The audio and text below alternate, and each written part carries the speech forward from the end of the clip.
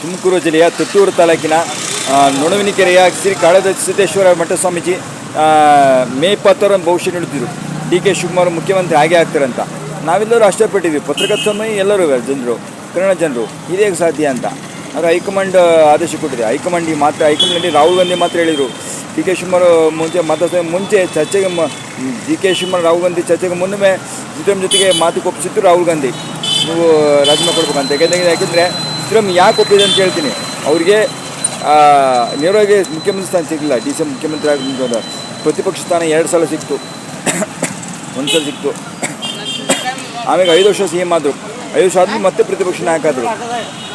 ಮತ್ತೆ ಪ್ರತಿಪಕ್ಷನಾಗ ಹೋರಾಟ ಮಾಡಿ ಅವರಿಗೆ ಸಹಜವಾಗಿ ಮುಖ್ಯಮಂತ್ರಿ ಸ್ಥಾನ ಸಿಕ್ತು.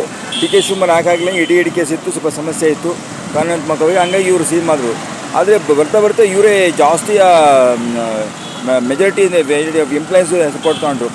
MLA ಸಪೋರ್ಟ್ ಇವ್ರಿಗೆ ಇತ್ತು. ಇವತ್ತು 70% ಇವರು MLA ಸಪೋರ್ಟ್ ಮಾಡಿದ್ದು ಜಾಸ್ತಿಯ.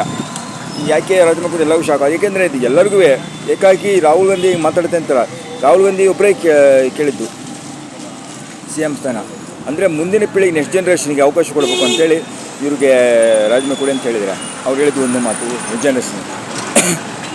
ಮತ್ತು ನೀವು ರಾಜ್ಯಸಭೆ ಬನ್ನಿ ಅಂತ. ರಾಜ್ಯಸಭೆ ಬನ್ನಿ ಅಂದರೆ ರಾಜೀನಾಮೆ ಕೊಡಿ ಅಂತ ಹೇಳಿರ. ರಾಜ್ಯಸಭೆ ಮೊದಲು ಬನ್ನಿ ಅಂತ ಅಂದರೆ ಮುಖ್ಯಮಂತ್ರಿ ಸ್ಥಾನ ರಾಜೀನಾಮೆ ಕೊಡಬೇಕು ಅಂತ.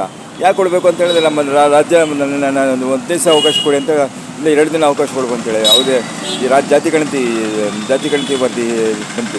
ಜಾತಿ ಗಣತಿ ವರದಿಲಿ ಮುಸ್ಲಿಮರು ಹೈಯೆಸ್ಟ್ ಇದೆ, ಸೆಕೆಂಡ್ ಮುಸ್ಲಿಮ್ಸ್, 3rd ಒಕ್ಕಲಿಗರು. ಅದೇನಾಗಿರಲಿ ಬಿಡಿ.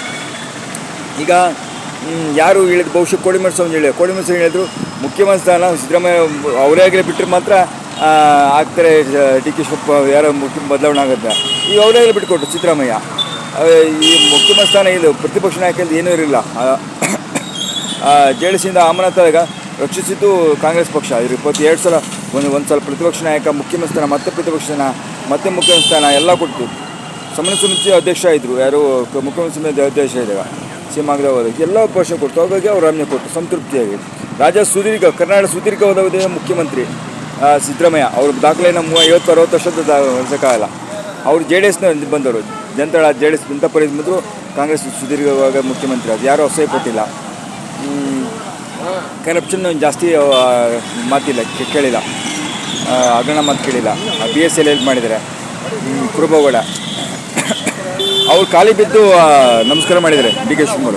ಅದು ಒಳ್ಳೆ ಬೆಳವಣಿಗೆ. ಡಿ ಕೆ ಶಿವಕುಮಾರ್ CM ಆಗ್ತದೆ ಬೆಂಬಲಿಸಿದ್ರು. ಅವ್ರು ಹೇಳಿದ್ರು ಹೇಳಿಲ್ಲ, ನಾನು CM ಆಗ್ತೀನಿ ರಾಜೀನಾಮೆ ಕೊಡ್ಕೊಂಡು ಬಹಿರಂಗ ಹೇಳಿಲ್ಲ. ಡಿ ಕೆ ಶಿವಕುಮಾರ್ಗೆ ಒಳ್ಳೆದಾಗ ನಾವು ವ್ಯಕ್ತಿಗೆ ಹಾರೈಸ್ತೀವಿ.